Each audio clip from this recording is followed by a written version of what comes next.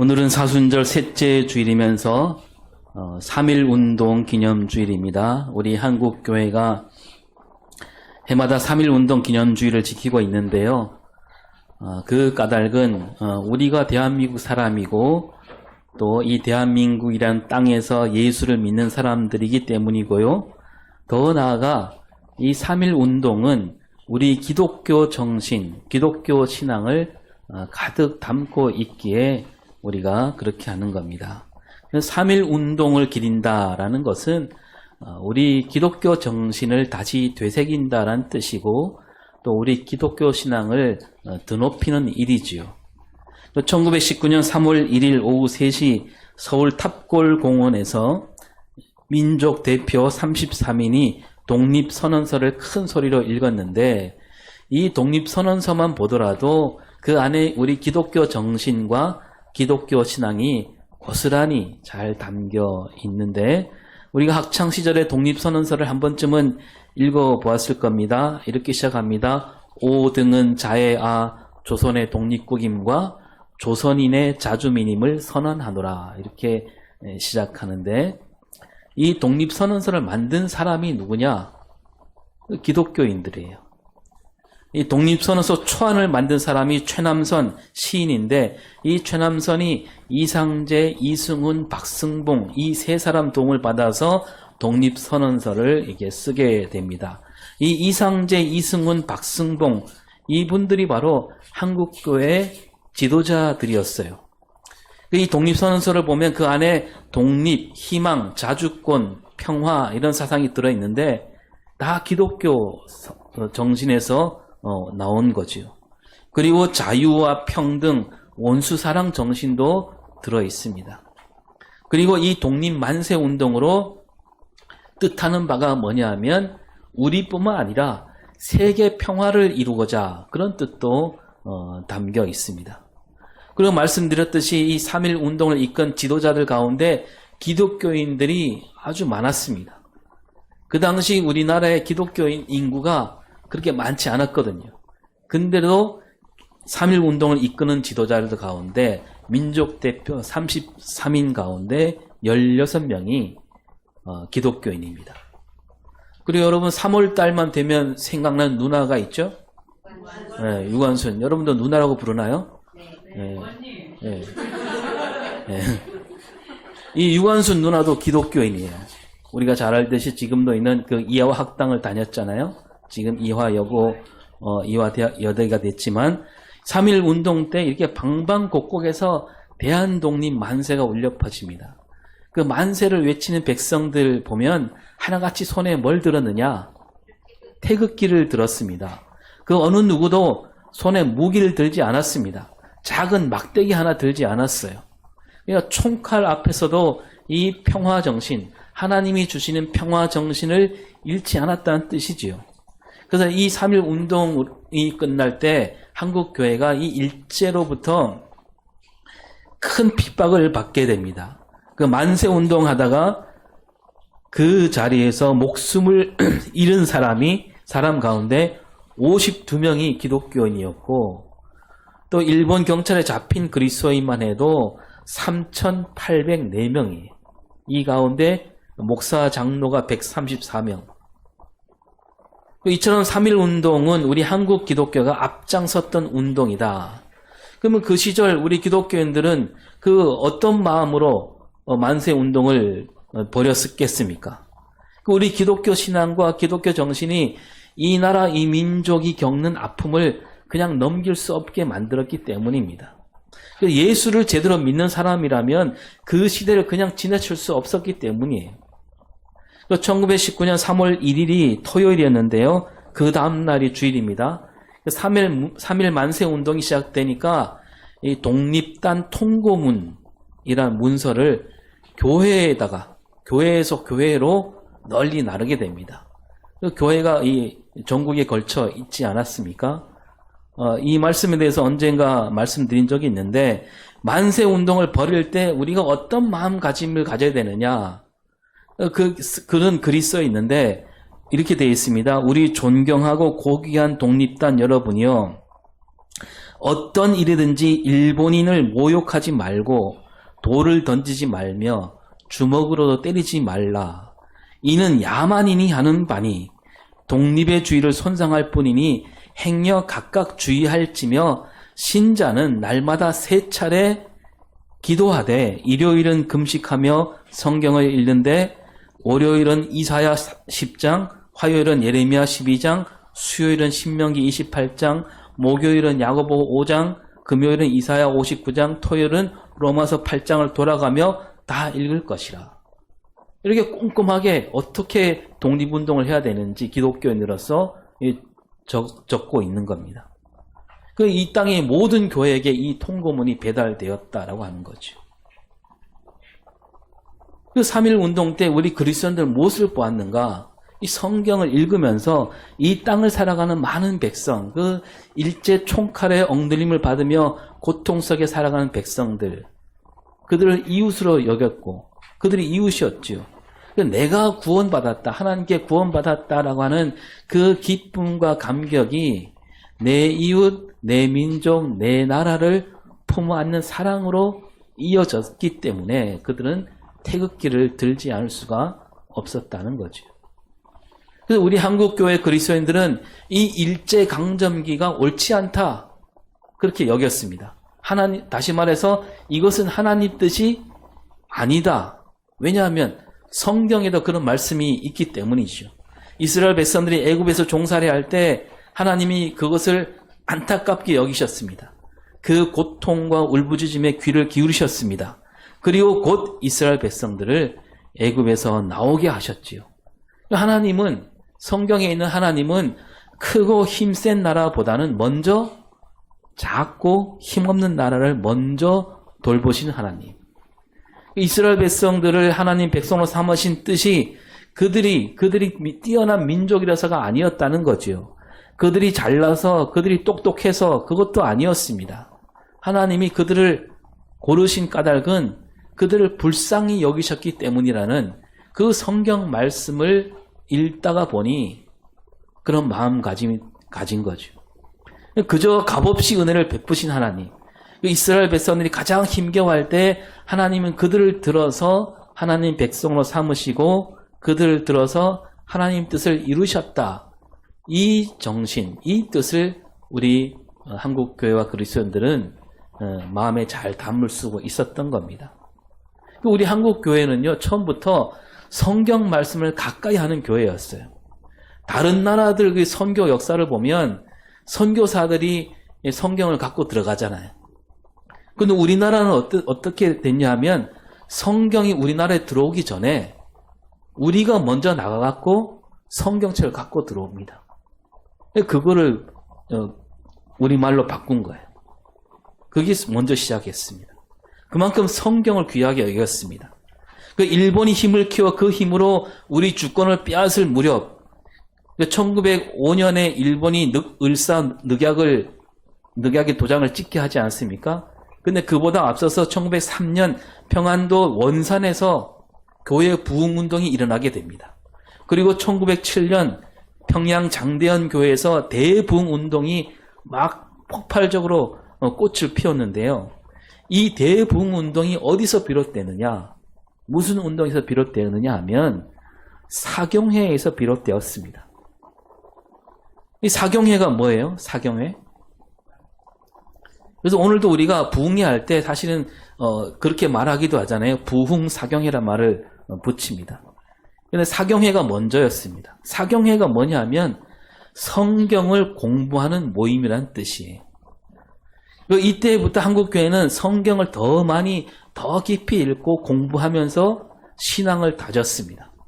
그로 말미암아서 많은 교회가 막 생겨났고 예수 믿는 사람이 확 늘어나게 되었다는 겁니다. 성경을 가까이 하는 한국교회였기 때문에 저 일본이 우리나라를 빼앗은 이 일을 그냥 지나칠 수 없었던 거죠.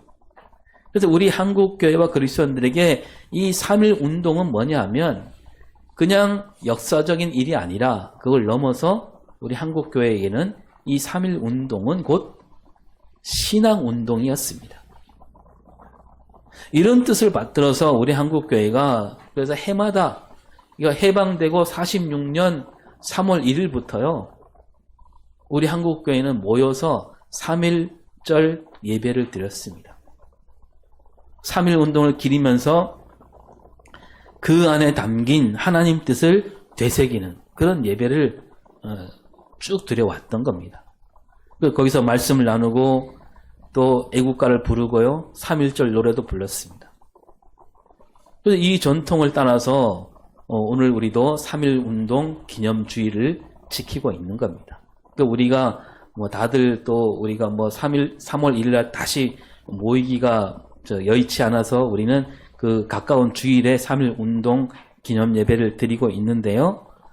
그래서 우리가 그 뜻을 받들어서 우리도 우리 신앙의 선배들처럼 3.1절 노래를 불러야 되지 않는가.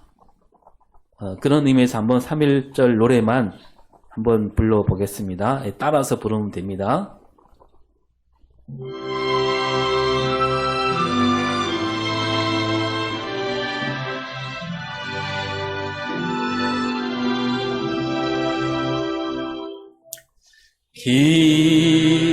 김인년 3월 1일 정오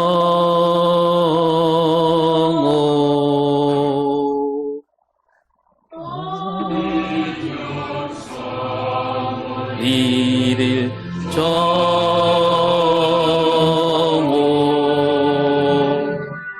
터지자 물같은 독립만세 태극기 곳곳마다 3천만이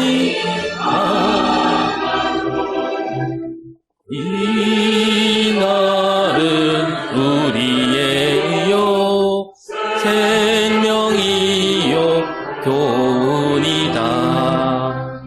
한강물 다시 흐르고 백두산 높았다.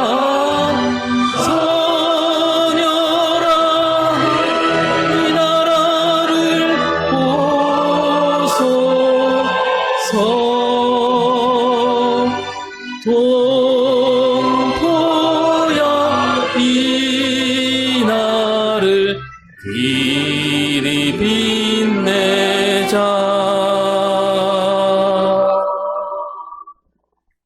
네, 우리 한국교회는 이게 구약에 나오는 선지자들, 그 나라와 민족을 사랑했던 그 선지자들과 같은 마음으로 태극기를 들었고요. 또 사도 바울이 자기 민족을 사랑했던 그 마음을 그대로 본받았다는 겁니다. 오늘 우리가 함께 읽은 말씀에도 이 예레미야가 자기 나라와 민족을 놓고 뜨겁게 부르짖고 있는데요. 예레미야는 지금 시위대 뜰에 갇혀서 울부짖고 있습니다. 나라와 민족을 사랑하는 마음으로 하나님께 부르짖었는데요. 하나님이 그 기도를 들으시고 이스라엘 백성들과 맺게 될 영원한 언약을 말씀하십니다. 하나님이 오늘 이 예레미야에게 주신 말씀이 두 번째 말씀이다라고 하는데 3절을 볼까요? 시작. 너는 내게 부르짖으라. 내가 내게 응답하겠고 내가 알지 못하는 크고 은밀한 일을 내게 보이리라. 여기서 하나님이 이스라엘 백성들에게 먼저 예레미야에게 너는 내게 부르짖으라 그렇게 말씀하십니다. 그런데요, 저 앞에 그 7장 16절에서는 뭐라고 하셨냐면 너는 이 백성을 위하여 기도하지 말라. 그들을 위하여 부르짖어 구하지 말라. 내게 간구하지 말라. 내가 내게서 듣지 아니하리라. 그때 말씀할 때는 이 백성들을 위한 기도하지 말아라. 난 듣지 않겠다. 부르짖지 말라 하셨습니다. 그 말씀이 그 뒤에도 몇 차례 나옵니다. 그런데 이제 오늘 여기 33장에서는 부르짖으라.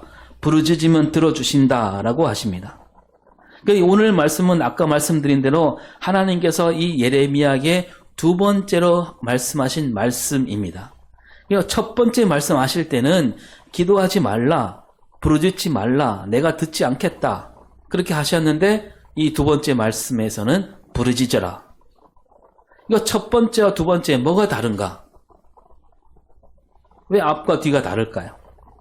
그러니까 이 첫 번째 말씀하실 때는 심판과 재앙을 받지 않았을 때를 가리킵니다.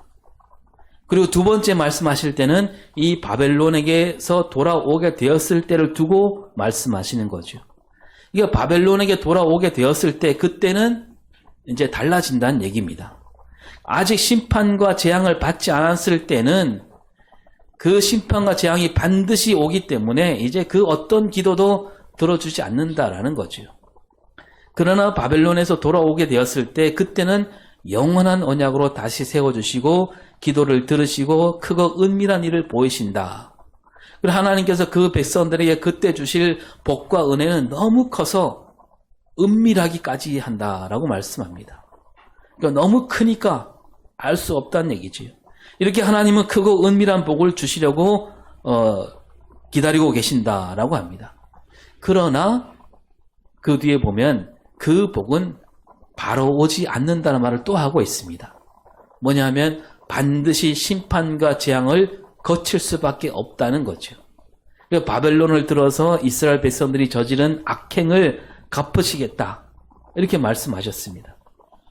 이스라엘 땅은 사람이 살지 못할 만큼 어지럽혀진다. 이런 말씀이 그 앞에 쭉 나오고 오늘 4절 5절로 나오는데 저 앞에 29장 18절에는 이렇게 말씀하시죠. 시작. 내가 칼과 기근과 전염병으로 그들을 뒤따르게 하며 그들을 세계 여러 나라가 가운데에 흩어 학대를 당하게 할 것이며 내가 그들을 쫓아낸 나라들 가운데에서 저주와 경악과 조소와 수모의 대상이 되게 하리라. 예, 끔찍한 말씀이죠. 이스라엘 백성들이 무너지게 될 때 그 옆에 있던 다른 여러 나라가 그걸 보면서 막 손가락질하게 된다는 거죠. 온갖 수모를 겪게 하신다. 그런 일이 있은 다음에 비로소 하나님이 이제 그 땅을 어루만져 주신다는 약속을 이루신다고 하는 겁니다. 그러면서 이제 6절부터 나옵니다. 6절 보겠습니다. 내가 이 성읍을 치료하며 고쳐 낫게 하고 평안과 진실이 풍성함을 그들에게 나타낼 것이며 이제 그 땅을 고치시겠다는 거예요. 병든 땅을 낫게 하시고 평안과 진실이 가득 넘치는 땅이 되게 하신다. 또 8절을 볼까요? 내가 그들을 내게 범한 그 모든 죄악에서 정하게 하며 그들이 내게 범하며 행한 모든 죄악을 사할 것이라. 예, 뭡니까? 이스라엘 백성들이 저지른 모든 죄악을 깨끗하게 없던 걸로 모든 죄악을 용서해 주신다. 이런 말씀이 나오지요. 이게 끝이 아니에요. 9절을 보면 시작. 이 성읍이 세계 열방 앞에서 나의 기쁜 이름이 될 것이며 찬송과 영광이 될 것이요 그들은 내가 이 백성에게 베푼 모든 복을 들을 것이요 내가 이 성읍에 베푼 모든 복과 모든 평안으로 말미암아 두려워하며 떨리라.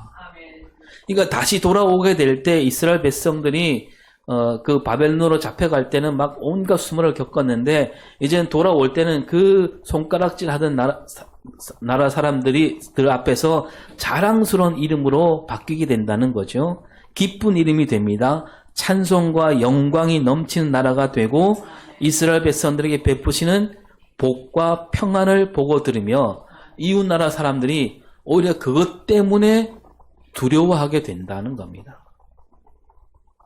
하나님은 이렇게 예레미야에게 두 번째 말씀을 들려주실 때 그 부르짖는 예레미야를 달래주시고 있고 그리고 이 말씀은 그대로 이루어집니다. 바벨론에게 무너진 지 70년이 지났을 때 말씀대로 다시 돌아오게 되고 나라를 되찾게 되지요. 예레미야는 이 말씀으로 크게 위로를 받습니다. 포로로 끌려간 백성들도 이때 외치는 말씀에 힘입어서 이제 용기와 소망을 얻게 되겠지요. 오늘 우리도 이 말씀을 들을 때 그래 우리 하나님은 정말 참 좋으신 분이구나. 그러면서 그 하나님께 찬양과 영광을 올려드리기도 합니다. 그런데요, 우리가 여기서 조금 더 생각해 볼 문제가 있습니다. 자, 세 가지로 보겠는데요. 첫째, 자기 죄를 뉘우치지 않는 이스라엘 백성들인데 어째서 하나님은 용서해 주시고 복과 평안을 주신다라고 말씀하고 계실까? 우리가 읽어봤지만 이스라엘 백성들이 회개했단 말이 없어요.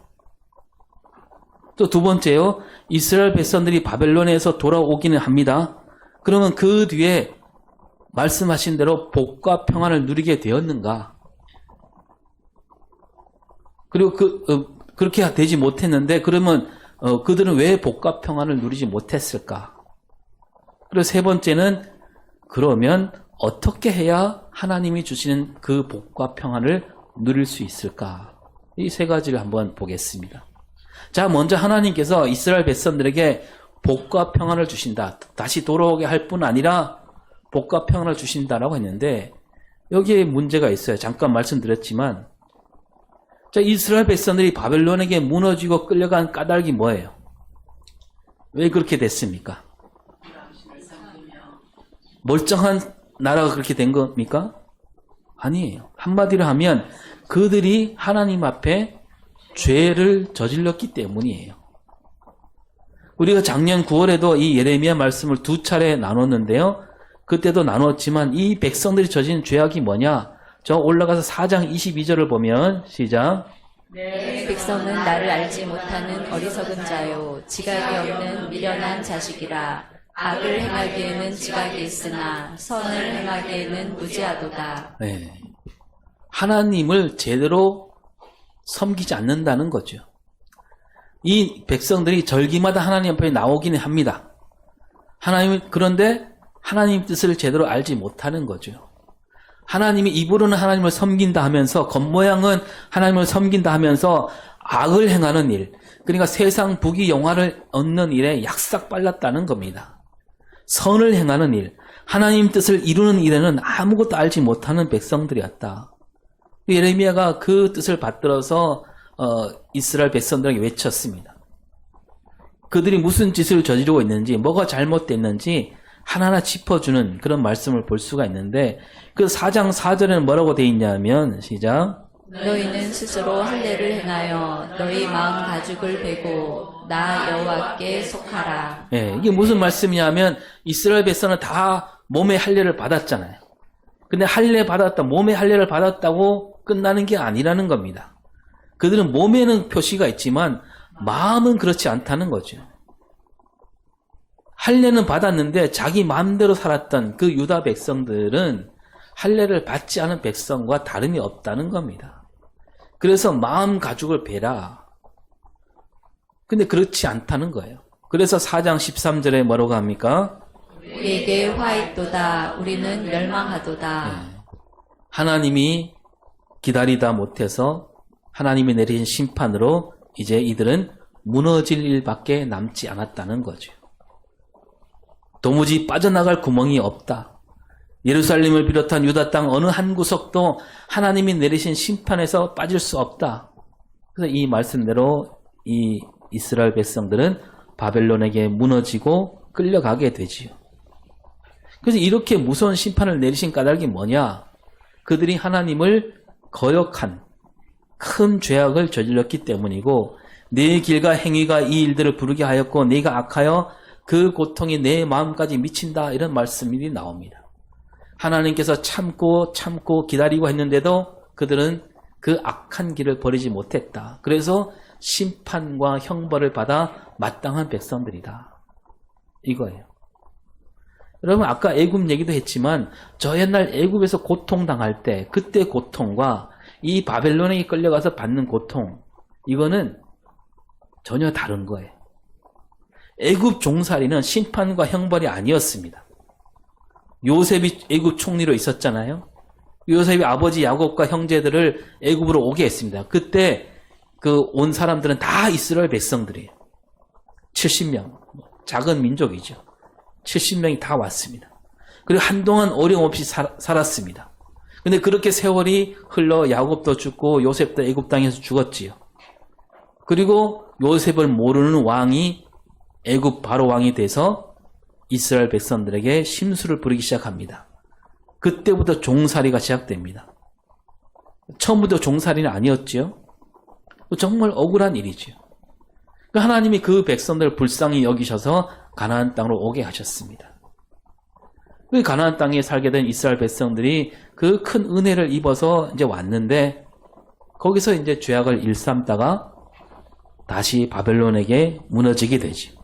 그러니까 바벨론에게 나라를 빼앗긴 일, 이것은 하나님이 내리신 심판이었다는 겁니다. 억울할 일이 아니었습니다. 이러한 백성들에게 하나님이 지금 평안과 복을 말씀하고 있습니다. 바벨론에게 돌아오게 하시고 하나님이 복을 주신다 그럽니다. 그러니까 이스라엘 백성들이 죄를 지었고 그 죄로 말미암아 형벌을 받고 있는데 하나님은 그 이제 형벌과 심판이 끝나고 돌아오게 되고 용서하신다 이렇게 말씀하고 있는 거예요. 여러분 여기에 무슨 문제가 있는 거예요? 뭐가 빠졌습니까? 예수님이 말씀 외치실 때 천국이 가까이 왔다 하라고 말씀하는 그 말씀 앞에 뭐가 있습니까? 회개하라가 있잖아요. 하나님 나라 앞에서는 죄를 뉘우쳐야 한다라고 말씀하십니다. 또 사도행전 3장 19절에 베드로도 이렇게 외치죠. 시작. 그러므로 너희가 회개하고 돌이켜 너희 죄 없이 함을 받으라. 이같이 하면 새롭게 되는 날이 주 앞으로부터 이를 것이요. 예. 그 베드로가 막 설교할 때 사람들이 찔림을 받아갖고 그럼 우리가 어떻게 해야 됩니까? 할 때 베드로가 한 말이 회개하라. 먼저 회개하라. 그리고 돌아서라. 그런 다음에 용서가 있고 복이 있다는 거 아닙니까? 여러분 이런 말씀이 뭐 구약, 신약 통틀어서 곳곳에 나오잖아요. 근데 바벨론으로 끌려간 백성들 그들은 자기 죄를 뉘우쳤습니까? 회개했나요? 이방신을 섬기고 우상을 드려고 힘센 나라에 기대는 그런 엄청난 죄를 지었지만 그들은 뉘우치지 않았어요.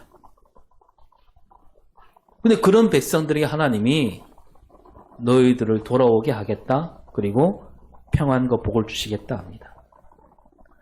이 죄와 용서 사이에 회개가 반드시 있어야 되는데 회개가 없는 용서 있을 수 없는 일이잖아요. 근데 하나님은 왜 이렇게 말씀하고 계실까?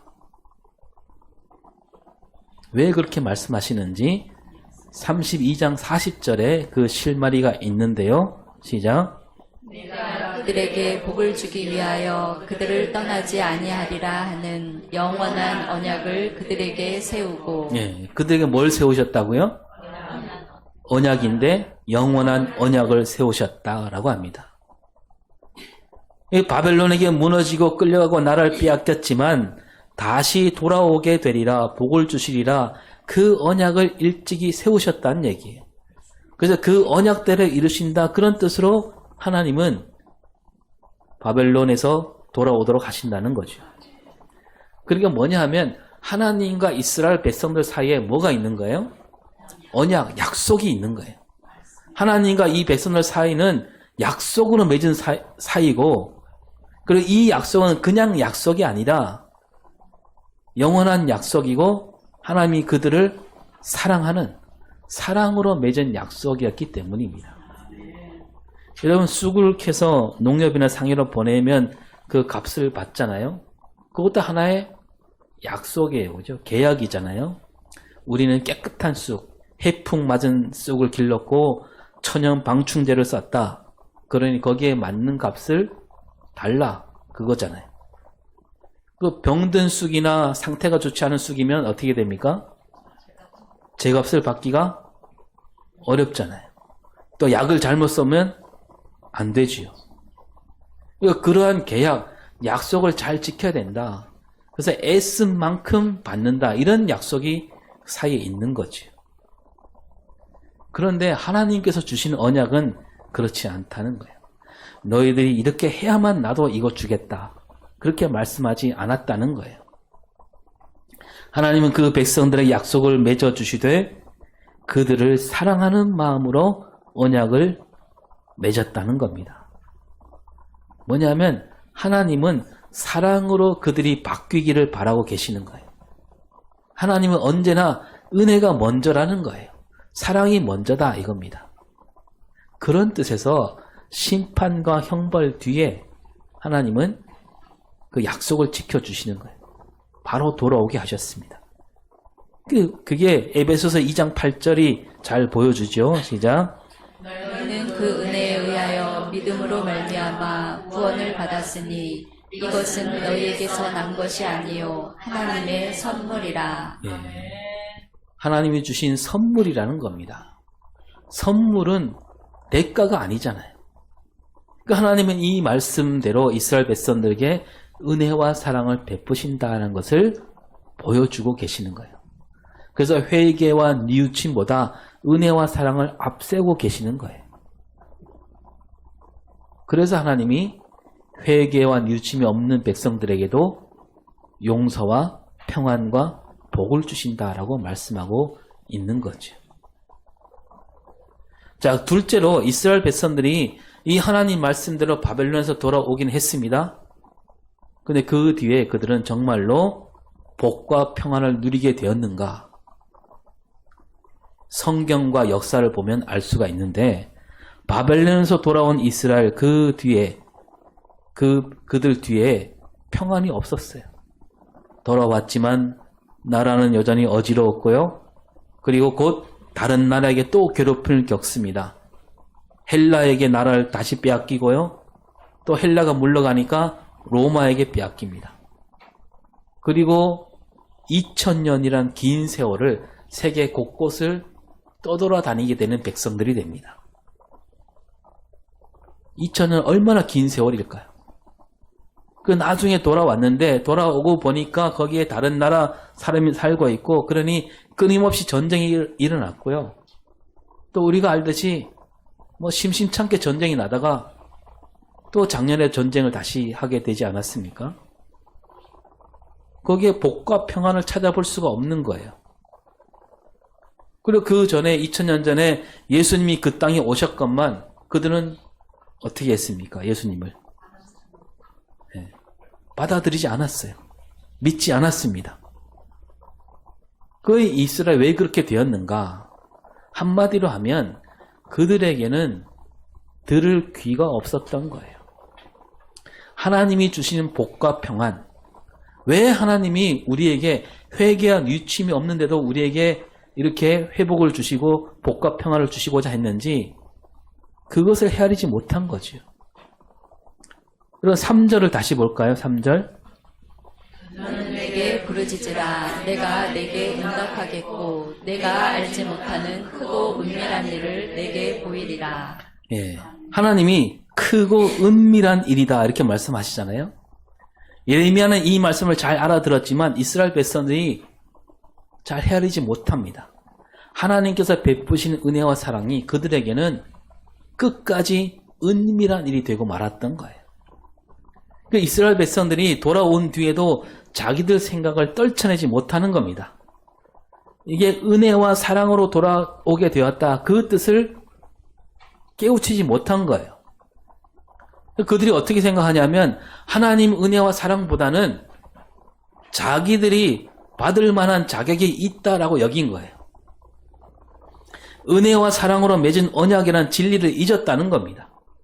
그들은 생각하기를 하나님, 우리가 뛰어난 민족이기 때문에 하나님이 우리에게 약속을 주셨고 우리는 그 약속을 받을 만하다 이렇게 생각하는 거죠. 그래서 돌아온 다음에 어떻게 했냐면 이방 나라 백성들보다 우리가 더 낫다. 더 뛰어나다. 이방 나라 하나님은 그들 돌아오게 한 다음에 이사야 말씀에 보면 이방 나라의 본보기가 되어서 그들을 옳은 길로 인도하는 빛으로 삼으신다고 말씀하셨는데 그들은 거기까지 나가지 못하는 거예요. 자기만 보는 거예요. 그리고 심지어 어떻게 했습니까? 그들이 돌아온 다음에 심지어 같은 민족이었던 그 북쪽 사람들 사마리아 땅 그 같은 민족이었어요. 그 민족을 어떻게 여겼습니까? 개로 취급했다 그러잖아요. 더럽게 여겼습니다.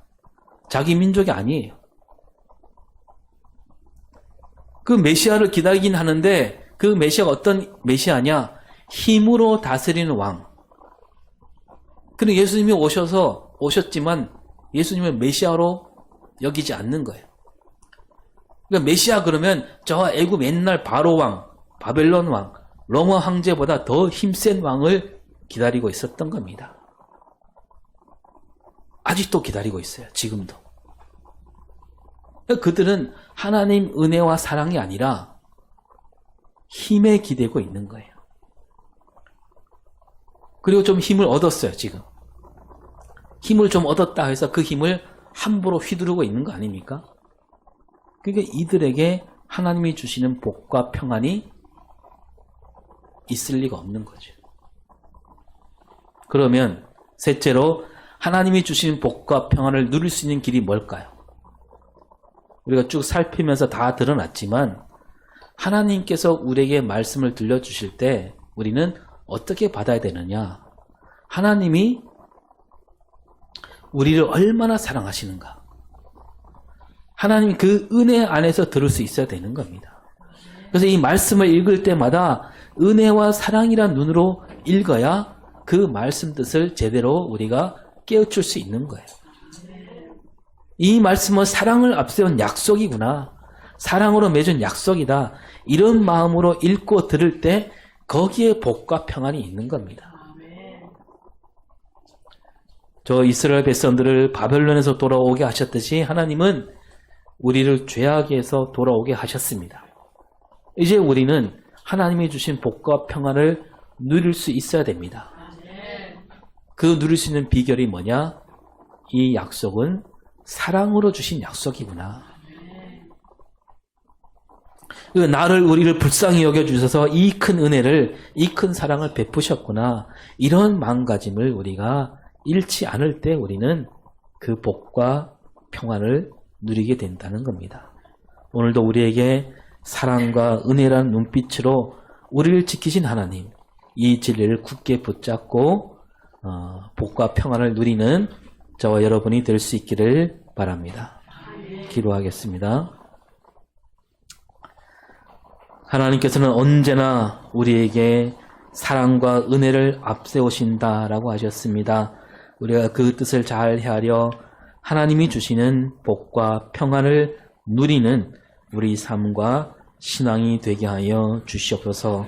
감사드리며 예수님 이름으로 기도합니다. 아멘.